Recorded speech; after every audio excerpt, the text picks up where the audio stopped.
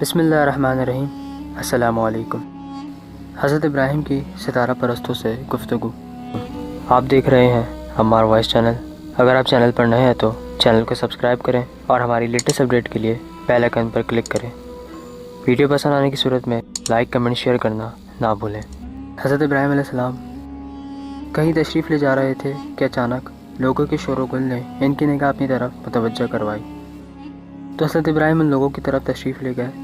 انہوں نے دیکھا کہ وہ لوگ انتہائی ادب و احترام سے ایک دوسرے کے پاس کھڑے ستارہ زہرا جو کہ چاند کے قریب دکھائی دیتا ہے اس کی تعظیم و تکریم کر رہے ہیں اور اس کی پرستش میں مشغول ہیں۔ حضرت ابراہیم علیہ السلام کو بہت افسوس ہوا کہ جاہلوں کا یہ گروہ واحد اللہ شریک خدا کو چھوڑ کر کیوں ستاروں کی پوجا پاٹ میں مشغول ہے۔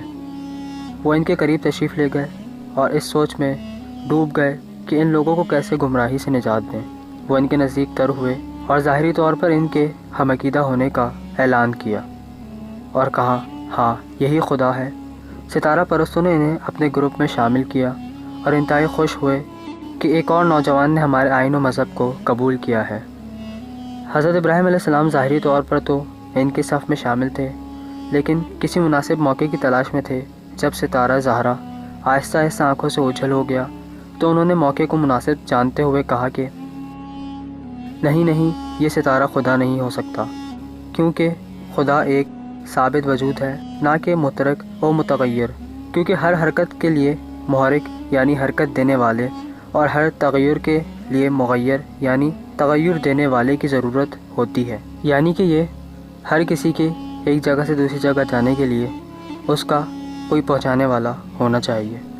لہٰذا ان لوگوں کے سامنے حضرت ابراہیم نے یہ اقرار کیا کہ میں تمہارے اس عقیدے سے بیزار ہو چکا ہوں، اور پھر حضرت ابراہیم کے اس خوبصورت انداز اور تعلیم دینے کے طریقے سے وہ لوگ شک و تردد میں ڈل گئے اور کچھ سوچنے کے بعد اس آئین سے دوری اختیار کر لی، اور ان لوگوں نے حضرت ابراہیم کا شکریہ ادا کیا کہ انہوں نے اس انداز سے انہیں سمجھایا کہ وہ وحدہ لا شریک کے پیروکار بن گئے۔